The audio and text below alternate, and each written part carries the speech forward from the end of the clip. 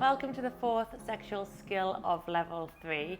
I want to talk to you all about something called sensual eating and how to awaken the 5 senses during sex. I also want to tell you a little bit about what makes a great kiss as well, and understanding the erogenous zone of the mouth. So first, let's talk about the erogenous zone of the mouth. It is one of the main erogenous zones for a reason. It is so sensitive, it is filled with nerve endings, and it is actually one of the main parts of the human body that it can experience so many different sensations and senses. So if you think, for example, about the process of eating a strawberry, this doesn't feel like a very erotic experience for many people, but it absolutely can be. And this is what's called sensual eating or erotic eating.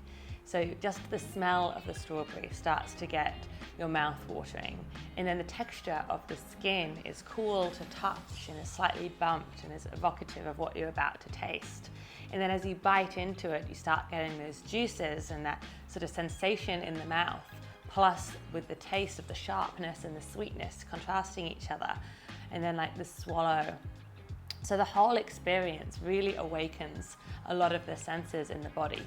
And if you're a sensory erotic style, so remember I talked about that in the blueprints, if you love awakening the 5 senses, then using food during sex is going to be such a huge turn on for you.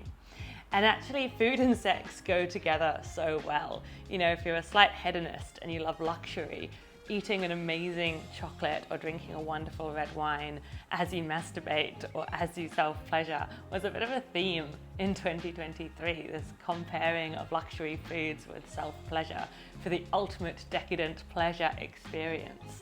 And there's also a reason why so many people try food play during sex with things like whipped cream and strawberries all over their body, because it is such a delight for all of the senses, as well as being a fun new thing to try together. So back to talking about kisses. I also wanted to tell you that the amazing couples therapist John Gottman once said that every couple should do a 6-second kiss a day.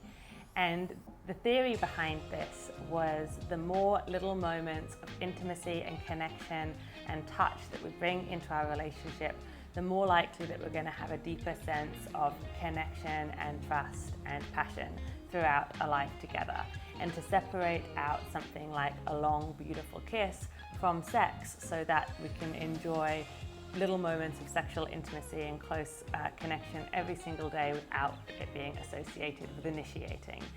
And I think that idea of a 6-second kiss is also fantastic because it allows us to get fully present and connected to our partner, rather than allowing the brain to be so busy when we do a quick kiss goodbye or kiss hello.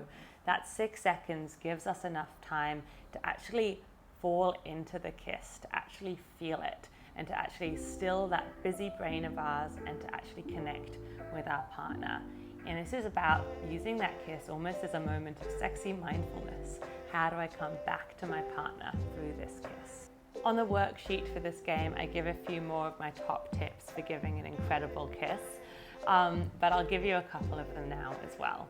And so the first one, which I've already sort of spoken about, is this idea of presence, of really being there and in the moment. So rather than letting your brain think of something else entirely, really feel what their lips feel like against yours. This way you can actually read their body language and make the kiss faster when they do, softer when they do, a little bit more tongue when they do. You can read each other's body language and build intensity of the kiss at the pace that is exciting and hot for both of you, rather than going to habitual kissing or doing what you think will feel great, which often rushes forward ahead of what that person is actually wanting. So presence is my number 1 tip for a great kiss. Second, and maybe to be honest, this one should have been tip number 1, is making sure it is a kiss that is welcome, that they want. And as Esther Perel, the amazing sex therapist, once said, sometimes the kiss that we're imagining is even better than the kiss itself, which is all about that idea of the anticipation. Is it going to happen? Oh my goodness, they're about to kiss me. And so play with that anticipation and that energy while also making sure that they want it. So for example, a good way of like checking consent for a kiss is asking, and that can be really sexy. You know, may I kiss you right now? So sexy. But it can also be through things like eye contact and body language. So for example, the triangle method, which is, you know, looking at their eye, looking at their lips, looking at their eye, to build that anticipation of I'm aware of your mouth and I'm wanting your mouth.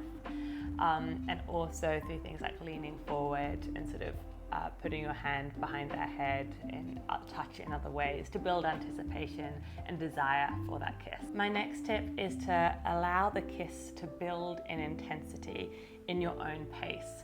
And so you can obviously use lots of different things to build intensity through things like using your tongue, increasing the speed, increasing the pressure, using your hands elsewhere on the body to bring more erogenous signs and more touch into the experience.